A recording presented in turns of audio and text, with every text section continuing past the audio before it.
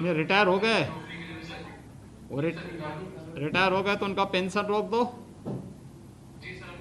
कार्रवाई करिए, कार्रवाई करके जल्दी भेजें, धनराशि जल्दी उपलब्ध हो जाए इसको सुनिश्चित करें। चलिए, बहुत बहुत धन्यवाद। मुझे अच्छा लगा झांसी कमिश्नरी से जुड़े हुए हमारे सभी जो जनप्रतिनिधिगण हैं, तीनों जनपदों के हमारे प्रभारी मंत्रीगण, माननीय सांसदगण, माननीय विधायकगण, सभी प्रशासनिक अधिकारीगण, सभी इस समीक्षा बैठक में उपस्थित हुए।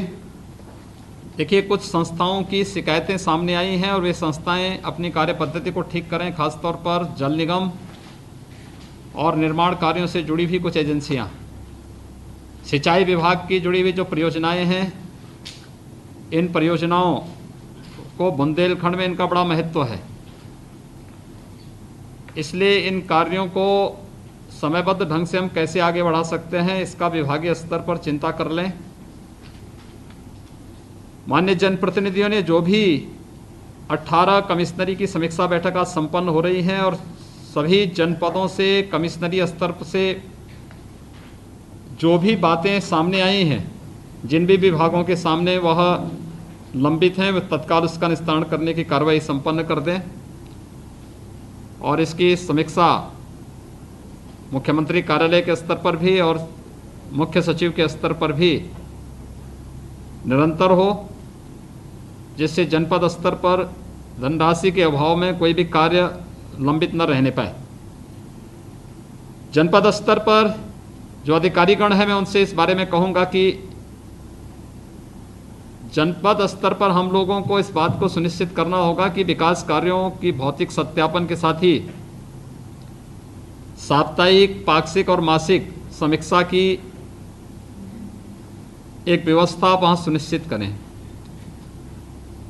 परियोजनाओं के लिए समय पे भूमि उपलब्ध कराना, जो परियोजनाएं शासन से धन अवमुक्त हो चुका है उसमें गति को बढ़ाना और जहां पर कार्य 75 से 80% के आसपास हो चुका है, हमारा प्रयास होना चाहिए कि समय से हम शासन को यूसी भेज दें, जिससे शासन स्तर से धनराशि उस परियोजना के लिए अवमुक्त हो सके और विकास की परियोजना समयबद्ध ढंग से आगे बढ़ सके।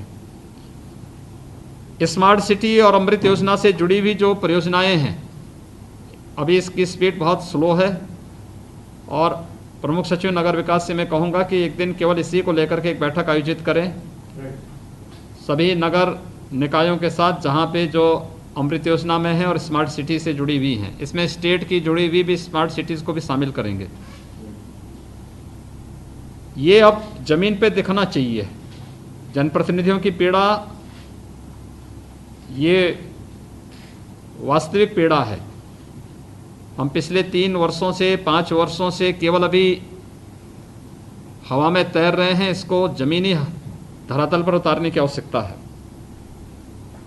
प्रधानमंत्री आवास योजना, मुख्यमंत्री आवास योजना या स्वच्छ भारत मिशन के अंतर्गत जो व्यक्तिगत शौचालय बने हुए हैं, इन सब का 100% जियो टैग कर दिया जाए और ये अनिवार्य रूप से एक एक गांव पंचायत में एक एक नोडल अधिकारी से इनका सत्यापन कराने की कार्रवाई करने के साथ ही इस बात को प्रमाणित करके अपने अपने जनपदों में रखें कि सभी लाभार्थी इससे लाभान्वित हुए हैं और बाकायदा उसमें लिखा जाना चाहिए प्रधानमंत्री आवास योजना ग्रामीण, प्रधानमंत्री आवास योजना शहरी या मुख्यमंत्री आवास योजना या इज्जत घर, जो भी चीज़ें हैं ये सभी चीज़ों को हमें अंकित करना चाहिए, जिससे योजना की प्रचार प्रसार भी हो और लोगों को जानकारी भी मिले कि शासन की योजनाएं चल रही हैं।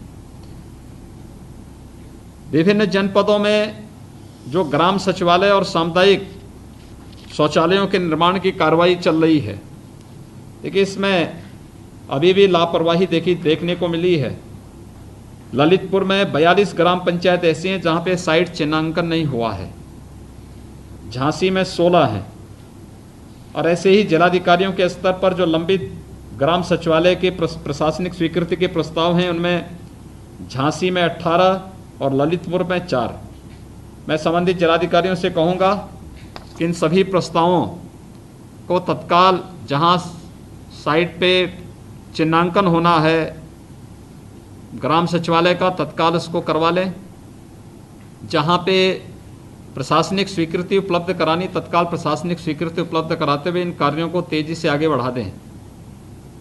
ये ग्राम सचिवालय बहुत उपयोगी होंगे गाँवों के लिए, गाँव की सुविधा की दृष्टि से भी, सार्वजनिक कार्यक्रमों की दृष्टि से भी, और एक एक ग्राम सचिवालय में 3 से 5 लोगों को रोजगार की सुविधा भी वहाँ पे उपलब्ध कराने की एक व्यवस्था चल रही है। ये चीज़ें हमें तेज़ी के साथ ग्राम पंचायतों के अंदर विकसित करना चाहिए। इस पर हम थोड़ा ध्यान दें, इसको हम तेज़ी से आगे बढ़ा लें। आवश्यकता हो वहाँ पे माननीय सांसद और माननीय विधायकों के साथ मिलकर के फिर ये ग्राम सचिवालय जो स्वीकृत होंगे, इनका शिलान्यास का कार्यक्रम इन लोगों से करवा करके तेज़ी से इस कार्यक्रम को आगे बढ़ा देंगे। तो जनप्रतिनिधि के किसी कार्य योजना के साथ जुड़ने से उसमें एक तीव्रता आती है, एक गति उससे प्राप्त होती है। गौ आश्रय स्थल बहुत महत्वपूर्ण है बुंदेलखंड की दृष्टि से। अन्ना प्रथा की समस्या से समाधान करने के लिए वहाँ पर हमें गौ आश्रय स्थल बेहतर तरीके से संचालित करने चाहिए, उनकी निरंतर निगरानी करनी चाहिए। जिन किसानों को अपने घरों में रख करके वे लोग गोवंश को अपने घर में पाल सकते हैं, उनका पालन कर सकते हैं, उन्हें ऑमेट टेक करते हुए उन्हें उपलब्ध कराने की व्यवस्था और उन्हें निरंतर भरण पोषण की राशि उपलब्ध हो सके, इसके बारे में भी हमें स्थानीय स्तर पर विचार करना चाहिए। खनन से जुड़े हुए मामलों में हर एक जनपद तत्काल इस कार्रवाई को आगे बढ़ा दें, लंबित न छोड़ें प्रस्तावों को। हमें निर्णय लेने की क्षमता विकसित करनी पड़ेगी और जो भी निर्णय लें वह पूरी पारदर्शी तरीके से, पूरी ईमानदारी पूर्वक, कहीं भी किसी को आपकी कार्य पद्धति पर उंगली उठाने की गुंजाइश न रहे, ये तो हम देखें ही, लेकिन साथ साथ त्वरित निर्णय भी होना चाहिए। माइनिंग की कमी भी नहीं होनी चाहिए मार्केट में, और दाम भी नहीं, मनमानापन भी नहीं होना चाहिए। अवैध वसूली की जो शिकायतें आती हैं, बहुत सख्ती से ऐसे तत्वों पर कार्रवाई करें। जो लोग अवैध वसूली कर रहे हैं, चाहे वह पुलिस के लोग हों, वन विभाग से जुड़े हुए हों या माइनिंग से जुड़े हुए हों, कोई भी है, टेक्नोलॉजी का उपयोग करते हुए पूरी पारदर्शी तरीके से इस व्यवस्था को हम आगे बढ़ाने की कार्रवाई कर लें, क्योंकि कल से माइनिंग का कार्यक्रम प्रारंभ होगा। इसलिए इस चीज़ को हमें प्रत्येक जनपद में पूरी पारदर्शी तरीके से हम इसको लागू करने की तैयारी कर लें। सिंचाई की परियोजनाएं बहुत सारी लंबित पड़ी हुई हैं, सिंचाई विभाग विशेष रूप से इसकी चिंता कर लें। और पेयजल की भी जो स्कीम चल रही हैं बुंदेलखंड की दृष्टि से, नगर विकास वाले नगर विकास के लिए ग्रामीण क्षेत्र में नमामि गंगे परियोजना के माध्यम से हर घर नल योजना की जो कार्रवाई चल रही है, इसको भी हम त्वरित गति से आगे बढ़ाने का कार्य करें। अब ये दिखना चाहिए 30 जून को अगर शिलान्यास हो चुका है तो अब धरातल पे उसके कार्य दिखने चाहिए, एक औपचारिकता नहीं होनी चाहिए। इस कार्य को अब तेजी से हम आगे बढ़ाने की कार्रवाई शुरू कर लें। जहाँ पे पेयजल की स्कीम पहले बन चुकी है, अधिक से अधिक घरों में कनेक्शन देने की व्यवस्था, उन्हें सेल्फ सस्टेनेबल बनाने की भी एक कार्रवाई हमारे स्तर पर होनी चाहिए। लोगों को इस बारे में हमें तैयार करना होगा कि शुद्ध पेयजल की आपूर्ति का मतलब आधी से अधिक बीमारियों का समापन, यानी उनका समाधान। तो जो बीमारी पे उसका खर्चा हो रहा था, खर्चा स्वतः रूप से बचेगा, और इसलिए शुद्ध पेयजल उसके लिए कितना उपयोगी है, इस पर हमें विचार करना चाहिए। पीडब्ल्यूडी, नगर विकास, ग्राम्य विकास, पंचायती राज, आरईएस, सिंचाई विभाग, गन्ना विभाग, मंडी या जो भी विभाग हैं जिनकी सड़कें हैं, हर हाल में पर्व त्योहारों के पहले सड़कों को गड्ढा मुक्त करने की कार्रवाई प्रारंभ हो जाए। जहां पे नवनिर्माण की कार्रवाई होनी है, युद्ध स्तर पर ये कार्यक्रम आगे बढ़ने चाहिए। कार्य मानक की गुणवत्ता को बनाए रखते हुए तेजी के साथ आगे बढ़ने चाहिए। वन डिस्ट्रिक्ट वन प्रोडक्ट के अंतर्गत हर एक जनपद में अपनी किसी एक प्रोडक्ट को ब्रांडिंग करने की एक व्यवस्था आपको स्थानीय स्तर पर विकसित करनी चाहिए, कि रोजगार का सृजन भी करेगा, जनपद को एक पहचान भी दिलाएगा। साथ साथ विश्वकर्मा श्रम सम्मान योजना के अंतर्गत बहुत सारे लोगों को रोजगार भी और स्वतः रोजगार के साथ भी आप जोड़ने का कार्य कर सकते हैं। हमें इस पर ध्यान देना होगा। आत्मनिर्भर भारत के अंतर्गत कृषि इंफ्रास्ट्रक्चर के लिए जो धनराशि भारत सरकार स्वीकृत कर रही है, इसमें बहुत अच्छा कार्य हो सकता है। रुचि लेने की आवश्यकता है। माननीय जनप्रतिनिधियों को सामने रख करके उनके साथ मिल करके अगर बैंकों के साथ आपकी बैठक हो जाए, हर एक विकास खंड स्तर पर भंडारण गृह बनाने, कोल्ड स्टोरेज बनाने, ये कार्रवाई आप तेजी से आप प्रारंभ कर लेंगे तो बुंदेलखंड जैसे रीजन में बहुत इसका लाभ मिलेगा। इस पर हमें तेजी के साथ कार्य करना चाहिए। इन चीज़ों को हम लोग विशेष रूप से आगे बढ़ा लें। 10 करोड़ से नीचे की परियोजनाओं की भी समीक्षाएं समय समय पर जनपद स्तर पर होती रहनी चाहिए। हमने 10 करोड़ से ऊपर की परियोजनाओं को और 50 करोड़ से ऊपर की परियोजनाओं की समीक्षा की है, लेकिन उससे भी नीचे की परियोजनाएं हैं। बहुत सारी परियोजनाएं ऐसी हैं, एक एक कार्य जिसमें शासन का धन गया है उस धन का 100% सदुपयोग होना चाहिए। ये हमारा लक्ष्य होना चाहिए। इस पर हम लोग स्थानीय स्तर पर चिंता करें, इन चीज़ों को हम देखें। राजस्व प्राप्ति पर भी हमें विशेष ध्यान देना होगा।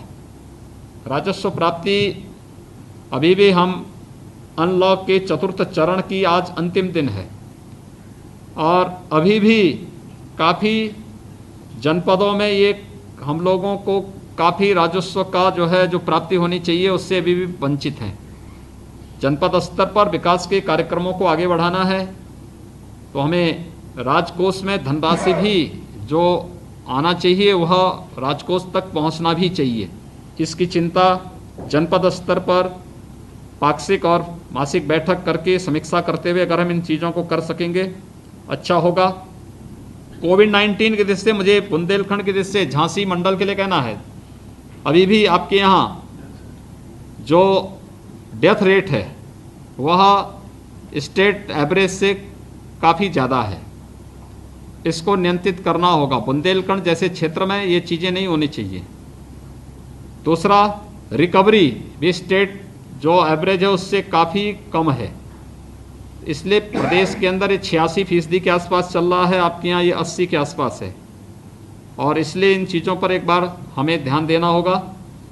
जो परियोजनाएं चल रही हैं बुंदेलखंड के दृष्टि से बहुत महत्वपूर्ण परियोजनाएं हैं, चाहे वह हर घर नल की योजना हो, डिफेंस कॉरिडोर का हो, बुंदेलखंड एक्सप्रेसवे का हो या पर्यटन की जो अपार संभावनाएं बुंदेलखंड में हैं, इन सब की हमें चिंता करते हुए कार्यक्रम को हमें आगे बढ़ाना पड़ेगा। मैं फिर आपसे कहूँगा सभी जनपदों में जिलाधिकारीगण हर जनपद में माननीय विधायक और माननीय सांसद की जो निधियां होती हैं उन निधियों के नोडल अधिकारी सांसद निधि के जिलाधिकारी होते हैं और विधायकों के मुख्य विकास अधिकारी होते हैं। उन्हें चिंता करनी चाहिए, समय से आपके यहाँ से यूसी पहुँच जाना चाहिए और धनराशि कहीं अटकी है वो पैसा वहाँ मिलेगा, उससे विकास के कार्य होंगे, लोगों को रोजगार मिलेगा, जनप्रतिनिधि को शिलान्यास और उद्घाटन का अवसर मिलेगा। परियोजना के माध्यम से शासन की योजनाओं की जानकारी आम जनता तक पहुँचती है। हमें इसकी विशेष रूप से चिंता करनी होगी। माननीय जनप्रतिनिधियों ने जो प्रस्ताव रखे हैं सभी संबंधित विभागों ने इसको नोट किए होंगे। इससे पहले भी 17 कमिश्नरी की समीक्षा बैठकों में आप सबने उसको नोट किया होगा। प्राथमिकता के आधार पर उन सभी कार्य योजनाओं को आगे बढ़ाने का कार्य हम संपन्न करेंगे। मैं एक बार फिर से सभी माननीय जनप्रतिनिधियों को विकास कार्यों में रुचि लेने के लिए धन्यवाद देता हूं और कोविड-19 के बावजूद विकास के कार्यों को तेज़ी से आगे बढ़ाने में जो रुचि ली गई है इसके लिए भी मैं प्रशासन की सराहना भी करता हूं और विश्वास करूंगा कि हम तेज़ी के साथ इन कार्यक्रमों को आगे बढ़ा सकेंगे। आप सबको बहुत बहुत धन्यवाद जी।